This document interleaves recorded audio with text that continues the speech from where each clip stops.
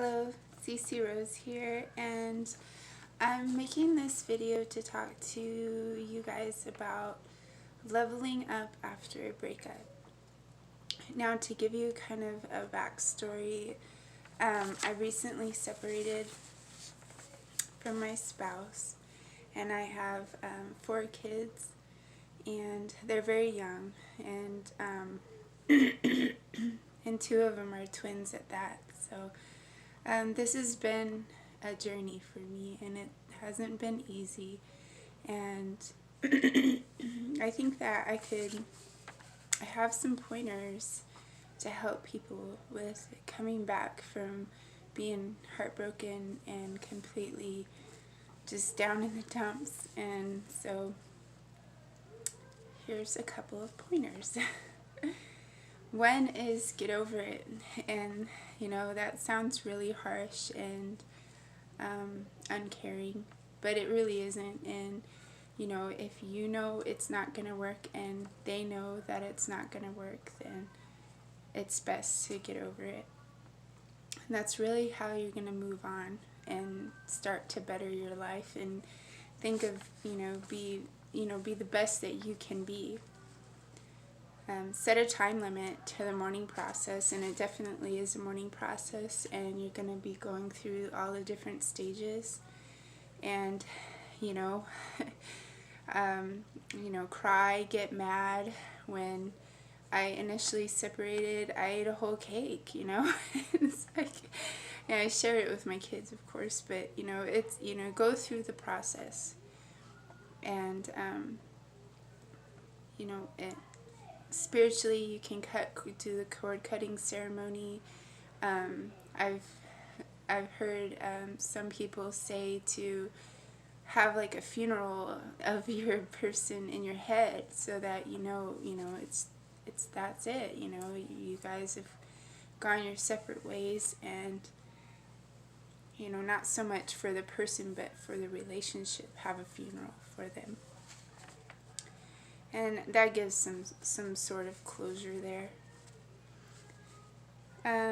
Set goals and intentions, and this was really helpful for me, because I wrote down a list of stuff to do every week, even if it was just little, like clean the bathroom and mow the lawn, and it just kept me on task and kept me going, even when I didn't feel like doing anything, or I couldn't sit around and feel sorry for myself too much, because I had kids, and I have kids, and so just do some intentions, and set some goals for yourself weekly, even how small it is. It doesn't matter if it's housework, making your bed every day, just something, so that you keep moving, you keep going.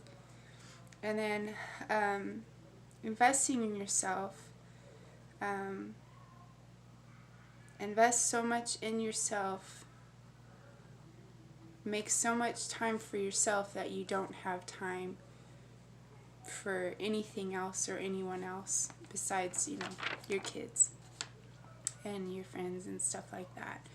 And there's a disclaimer there, because we'll get to it. The second one is take a look in the mirror. And this is hard because, some call it shadow work. But, you have to, the failure of the relationship isn't just one person, it's both people.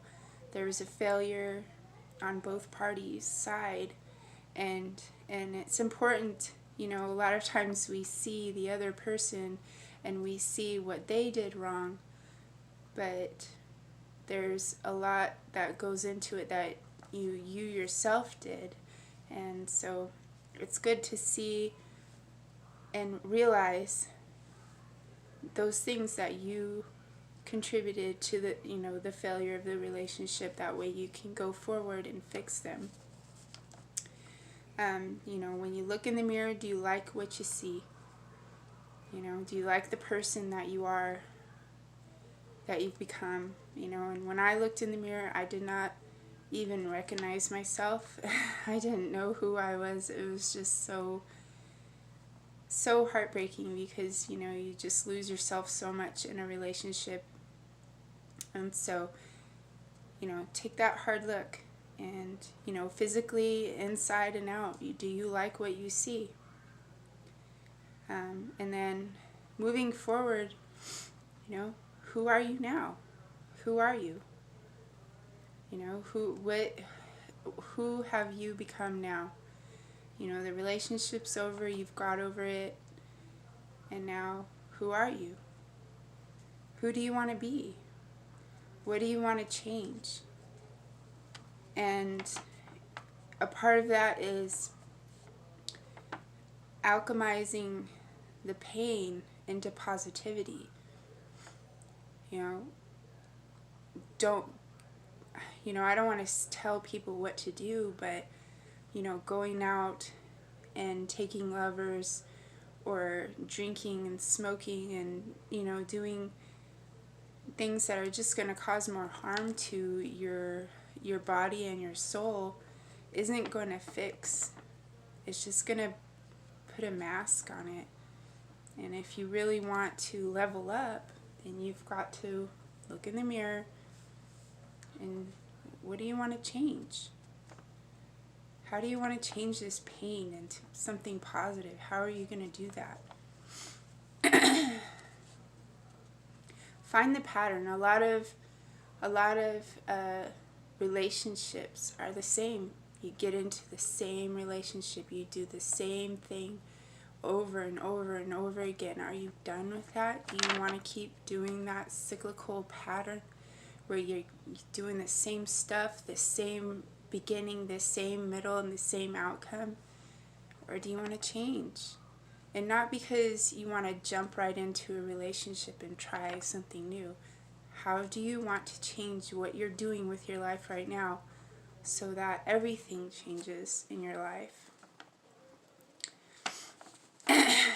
And something to remember, you know, all this is internal, inside you, fixing you. But everybody loves a good comeback. So they see you down and out, and they see you, you know, completely in a negative situation. You surprise the hell out of everybody and come back. On the flip side of that, they also like to see a good train wreck. And, you know, everybody does. So which one do you want to be? Do you want to be the comeback, or do you want to be the train wreck? And that's really up to you. And that's how you move forward. You know, and you know inside if it's making you feel good, and that's going to be part of your comeback. If what you're doing is just kind of putting a band-aid on the pain and not really getting you anywhere, that's just going to contribute to your train wreck. And so, you know, you just got to be real with yourself and take a hard look there. The third one is love yourself and be selfish. And, you know, when you have kids, you give so much to them, and everything, you know, when you're especially a mother, your whole life is different, and you're not just you anymore. You know, I'm me with 4 other me's, you know, that I take care of before myself, you know. And so loving yourself and being selfish is something that, you know, you have to work into your life. There's no I can't, or I don't have time, or anything. You have to love yourself. You have to take care of yourself. And, you know, it's debatable, and I put on here wake up and make up every day. You know, makeup, some people like to put on makeup, and I am one of those people. I love makeup. I love putting on makeup. I love how I look after I have makeup on. And, you know, the amount of makeup varies from person to person, or even if they don't want to put on makeup, you know, make a skincare routine.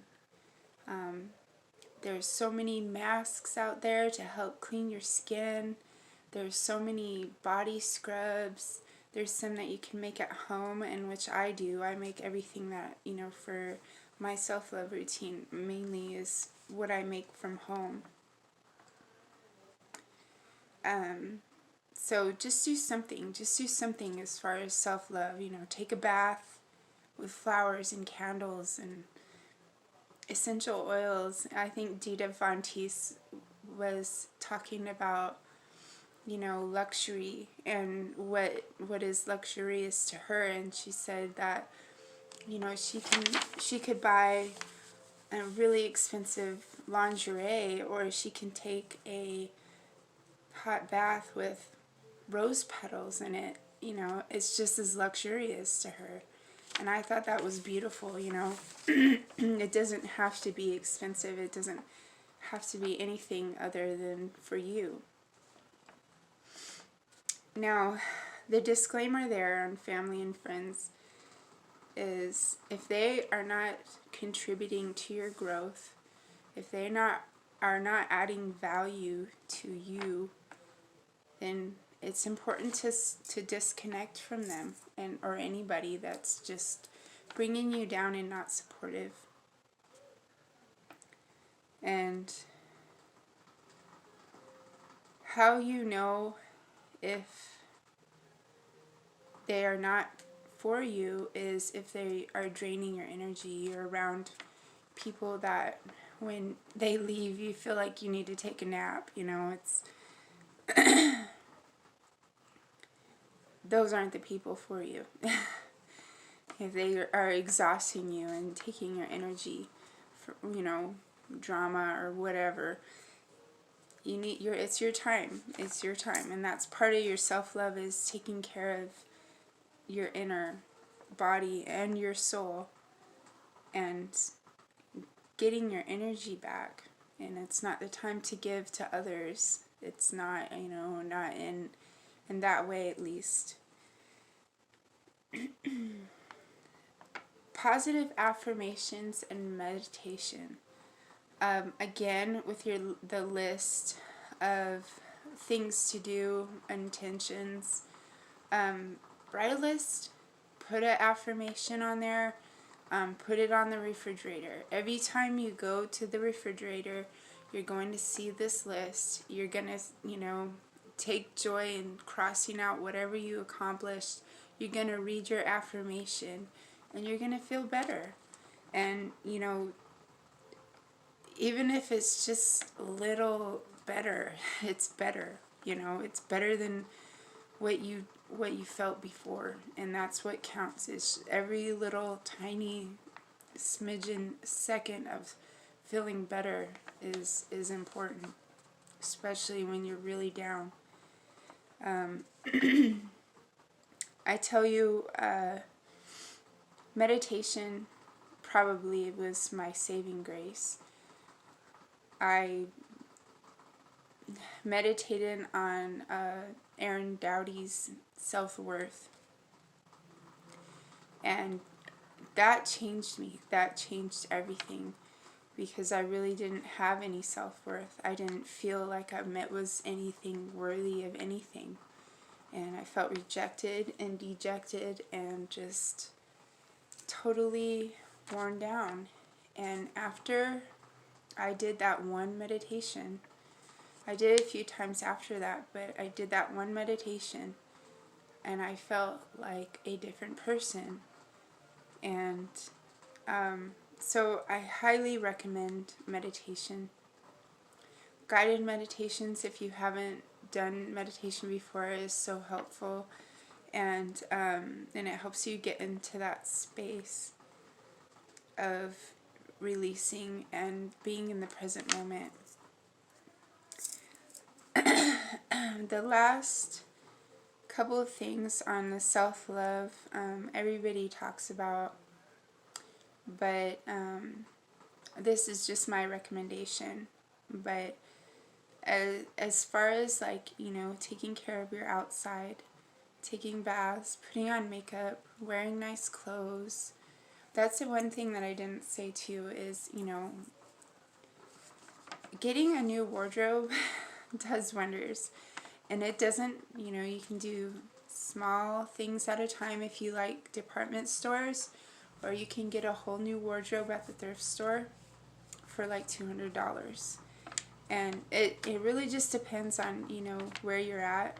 But I love thrift store shopping, and my whole wardrobe's different now because I, you know, wanted to go through that. I changed everything.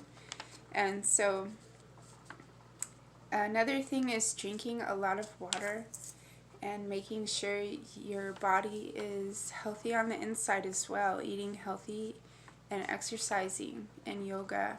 I found this new yoga, well, it's not new, but new to me, called Kundalini yoga. And it's just really, it's really active and really invigorating. And man, I just felt wonderful after that. So any kind of exercise, there's Fitness Blender on YouTube too. They have a lot of different, like, for all different levels of, you know, wherever you're at with your fitness journey. You know, going outside, going for a hike, walking by water, anything that you can do to get out, connect with nature, to ground yourself, to ground your emotions.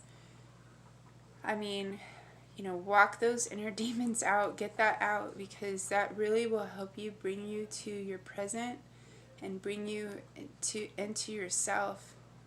And a lot of internal thoughts and working things out inside comes to you when you're working out.